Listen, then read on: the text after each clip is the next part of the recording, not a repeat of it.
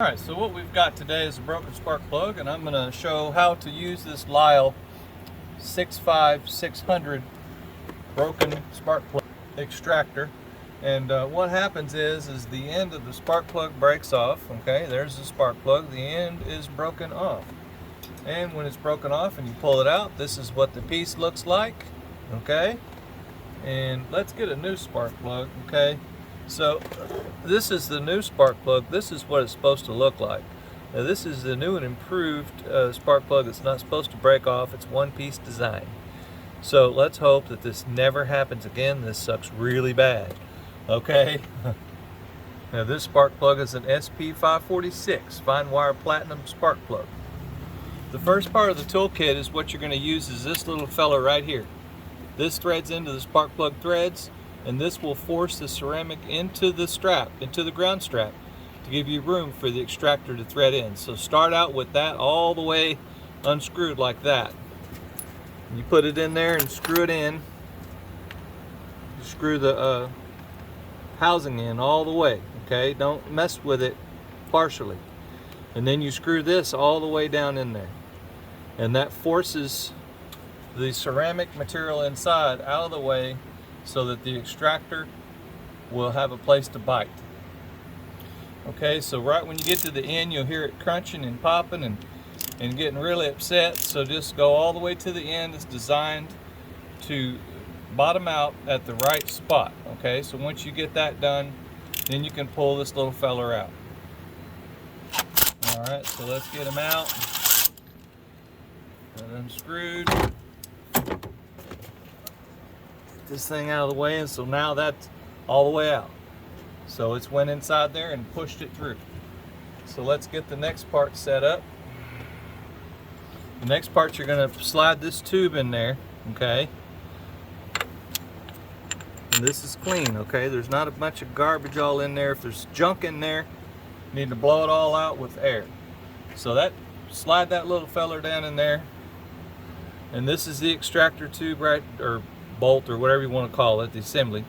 And see, this end right here is, it's counterclockwise threads, okay? So it threads into that, and you want it to thread in as far as possible, okay? Full threads. If you don't thread it in all the way, there's a good chance you might break this off. You got lots of problems if you do that. So please do it the right way. Tighten it up till the end, till it stops, and don't do a halfway job, because it will bust off and then you'll have lots of problems. So let's do it right the first time. So I'm going to unscrew this guy on the end. This needs to be all the way out. Alright, so I got it set into position here. Going to start to turn it a little bit, see what happens.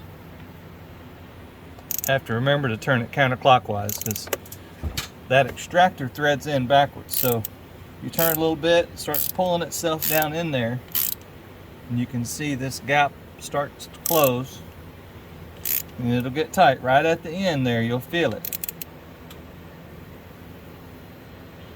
Alright, so that's it. That's as far as it'll go.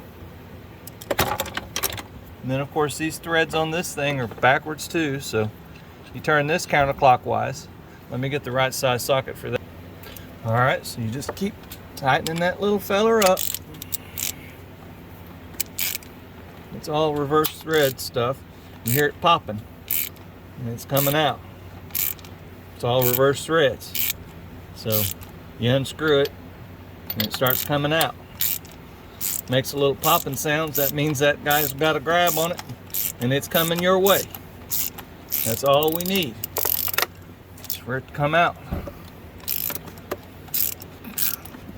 Okay.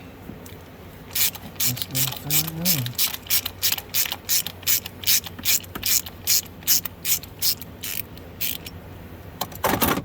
Alright. Here we go. About to run out of threads on that thing. Yep, run out of threads. Alright, so I just went and grabbed any old socket. It's a 1-inch, but I think it's a 15/16 or something in that range. So, sorry about that. So there we are. That's our jewel that we're wanting to pull out. So, you see, you've got some debris there. If you can see that debris on it, a little bit of porcelain, little white specks. All right, so what you're going to want to do is you're going to want to pull this thing out and blow it out real good. Make sure that none of that porcelain junk's in there on your threads, because if you got porcelain in there on your threads, you're going to have a bad day. So I hope this helps someone. Y'all have a good day. Be careful. Have a good weekend. Please leave me some comments and subscribe and all that kind of good business. Bye.